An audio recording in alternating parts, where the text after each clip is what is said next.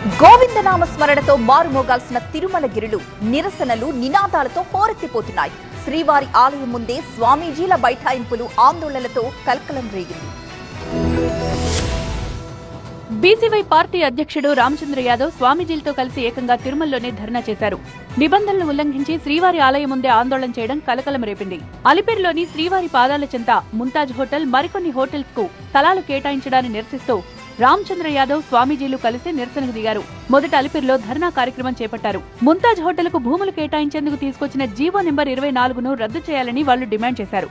దీంతో వాళ్లను పోలీసులు అడ్డుకుని నోటీసులిచ్చారు. కొండ మీద రాజకీయ ప్రసంగాలు చేయకూడదని, స్వామివారి దర్శనం చేసుకునేందుకు ఎలాంటి అభ్యంతరం లేదని ఆందోళనకారులకు పోలీసులు చెప్పారు.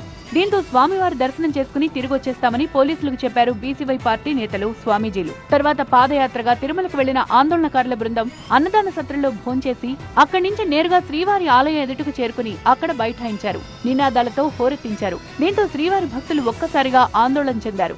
ఆలయం ఎదుట ధర్నా చేయడం నిషేధమని పోలీసులు చెప్పినా ఆందోళనకారులు పట్టించుకోలేదు. దీంతో పోలీసులు వారిని బలవంతంగా తిరుపతికి తరలించారు.